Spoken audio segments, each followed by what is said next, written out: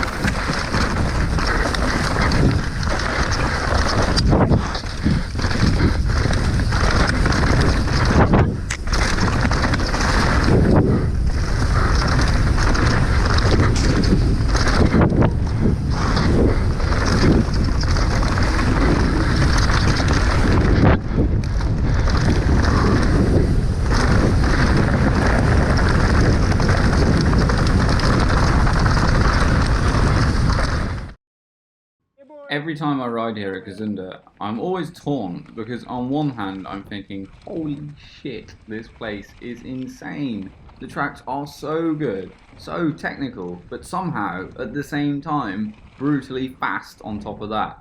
And it's actually hiding this loamy goddess on the backside of the hill. Honestly, absolute dream trail. Chuck that in after a weekend of riding the rough, fast stuff. Oh, it's amazing. However, on the other hand, the same thing that gives this place its charm might have gone a little bit far.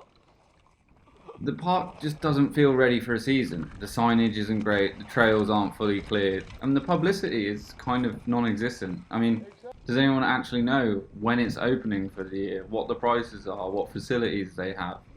Like, it's just not there. Don't get me wrong though, this is not a downer. I freaking love this place for so many reasons. The tracks for one, but the location. It's set right by Lake Silian, and it's part of a ring of mountains formed by an ancient meteorite impact. I mean, cool. And all you can see for miles around is just forest and hills and forest and hills. It's honestly, on a clear day, it is insanely beautiful. Also, there are things in the works to like update the place. I know for this season they will be using free lifts, 2 T-bars that run right next to each other and take you all the way to the top of the hill, as well as a button lift that will take you to the halfway point. The lift in recent years has been a real bugbear for many riders, but they are hoping to have this fixed with the T-bars and it will pull people back.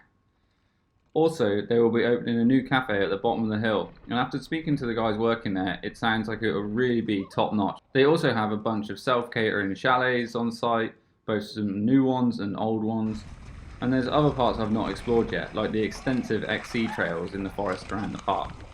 To sum up, the trails are so good, but the facilities and infrastructure isn't that of the bike park powerhouses like Order or Järvsö. This is one of the first bike parks I rode in Sweden, so it will always have a special draw for me, but I'd love to see it get back to its glory days of hosting national championships in both downhill and enduro, and a park full of riders, maybe even add in a pump track and like some benches and stuff for like a nice social hangout spot. Like if Gazunder had this, you're going to add it to your annual must-visit bike park list, right? It's a definite. Anyway, racing is coming up fast, and with a regional next weekend and then Order in less than a month, training is on, and I'm feeling good. More to come on that later, but for now, just remember, Gesunda friggin' rocks. It's too hot.